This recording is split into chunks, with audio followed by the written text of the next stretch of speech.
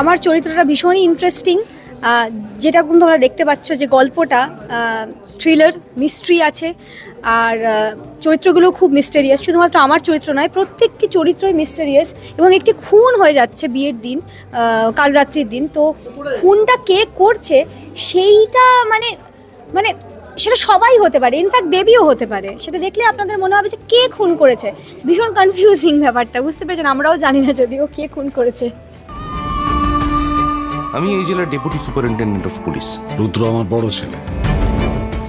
চ্যালেঞ্জটা না নিজের সাথে, কারণ অভিনেতা অভিনেত্রী হিসেবে যখন রাতের বেলা ঘুমোতে যাওয়ার আগে যখন আয়নার সামনে দাঁড়াই আমরা না সবাই এটা একমত হবে যে সরি যা ভেঙে গেল।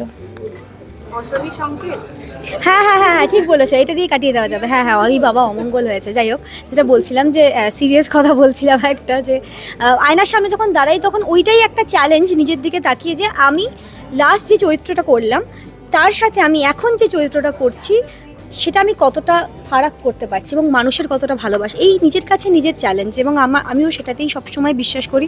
তাই চরিত্র সিলেক্ট করার সময় আমি চেষ্টা করি যাতে মানুষের মানে আমার অডিয়েন্স যেটা চায় যে আমি নানান ধরনের চরিত্র করি, সেই কথাটা যাতে রাখতে পারি। তারপর কতটা করতে পেরেছি, কতটা ভালো কতটা খারাপ, সেটা তো সময়ের অপেক্ষা। অডিয়েন্স যেরকমভাবে ভালোবাসা দেয় সেটা সময় বলবে।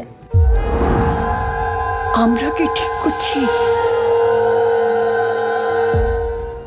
হ্যাঁ, ফাইনালি কাল রাত্রি ট্রেলার আজকে আউট হয়ে গেছে, যেটার জন্য আপনারা সবাই অধীর আগ্রহে অপেক্ষা করছিলেন। এবার শুধু রিলিজ হওয়ার অপেক্ষা, যেটা 6 ডিসেম্বর 2024 রিলিজ করছে হইচইতে কাল রাত্রি। যারা এখনও সাবস্ক্রাইব করেননি অবশ্যই সাবস্ক্রাইব করে নিন হইচই। আর দেখুন আমার প্রথম ওয়েব সিরিজ কাল রাত্রি। আর যেভাবে আমাকে ভালোবাসা দিয়েছেন, আশীর্বাদ করেছেন, দোয়া করেছেন, সেভাবেই অবশ্যই আশীর্বাদ করেছেন। Thank you.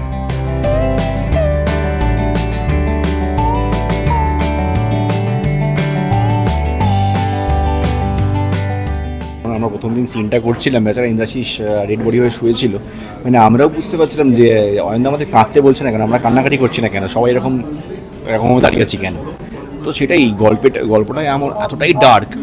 আর মানে গল্পের মধ্যে যে এতগুলো ঘোরপ্যাচ রয়েছে, আমরা এখনো কনফিউজ যে কোথায় গিয়ে দাঁড়াবে গল্পটা, কোথায় গিয়ে দুঃখ পাই। সেটাও কি কারণে দুঃখ পাচ্ছে, সেটা পার্সোনাল এজেন্ডার জন্য হতে পারে। দাদা মরেছে বলে দুঃখটা নাও হতে পারে, হয়তো নিজের কোনো কাজে বাধা পড়বে সেই কারণেও দুঃখ হতে পারে। কিন্তু এই সিরিজটা করতে গিয়ে একটা জিনিস দেখেছি, একসাথে অনেকগুলো সেলফিশ ক্যারেক্টার দেখতে পেয়েছি। মানে প্রত্যেকটি চরিত্র সব থেকে কমন জিনিস হচ্ছে সবাই সেলফিশ, প্রচন্ড সেলফিশ। কি সুন্দর দেখাচ্ছে তোমাকে রাই। কি করছো রুদ্রদা? আরে নতুন বউ আসতে না আসতেই বড় মারা যাচ্ছে, কি করে হাসবে? আর আমরা খুব খারাপ, আমরা কোনো কিছুতেই খুশি হই না। অয়নদা প্রথমেই বলেছে সব খারাপ মানুষের সাথে অ্যাকচুয়ালি কাজ করা হয়েছে। এই রায় বর্মন বাড়ির রন্ধ্রে রন্ধ্রে পাপের গন্ধ। প্রত্যেকের একটা পাস্ট আছে, প্রত্যেকের বিভিন্ন শেডস আছে। মানে কারোর গ্রে শেড, কারোর ডার্ক শেড, কেউ হয়তো মনে হবে ডার্ক, পরে দেখা যাবে সে গ্রে শেড। মানে কারোরই খোলাসাটা হচ্ছে না। সিজন 1-এ সেরকমভাবে কিছু বোঝা যাবে না। মানে অয়নদা যেভাবে লিখেছে সিজন 1-এ একটা জায়গা ছেড়ে দিয়েছে। এবার তোমরা ভাবো পরের সিজনে কী আসছে। মানে আস্তে আস্তে বিল্ড আপটা তৈরি হচ্ছে গিয়ে।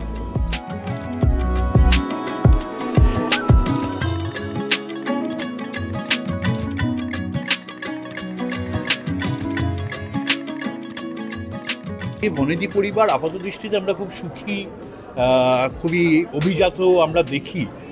অনেক সময় আসল ঘটনা সেটা হয় না। আমাদের মনে পড়বে, আমার ছোটোবেলায়, তোমরা হয়তো তখন জন্মাওনি, কিন্তু তোমরা সাংবাদিক হিসেবে জানো, চন্দ্রনাথ বণিকের পরিবার, গড়িয়াহাটে তাদের বিরাট, সেই পরিবারে দেবযানী বণিক খুন হয়েছিল।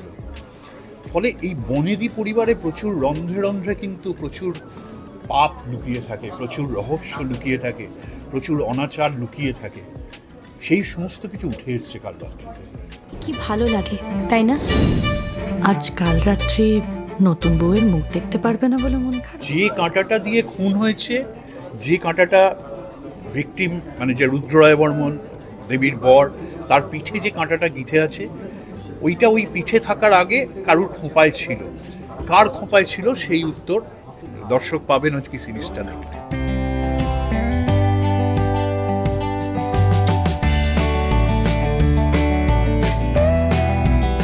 ক্যারেক্টারটা না খুব খুব বিন্দাস, মানে ওর কোনো কিছুতে কিছু যায় আসে না, যতক্ষণ না নিজের হাতে ঘা লাগছে। কে মরলো কে বাঁচলো মানে খুব একটা কিছু যায় আসে না। তবে হ্যাঁ, নিজের দাদা তো, এরা 3 ভাই। আমি প্লে করেছি বরুণ রায়বর্মন বাড়ির ছোট ছেলে। তো কোথাও গিয়ে যায় আসতেও পারে, সেটা পুরোটা রিভিল করা যাবে না। তবে ক্যারেক্টারটা খুব বিন্দাস কিন্তু খুব ঘাঁটা। ফ্যামিলির প্রত্যেকটা মেম্বার যেরকম কমপ্লিকেটেড, ক্যারেক্টারটাও তাই।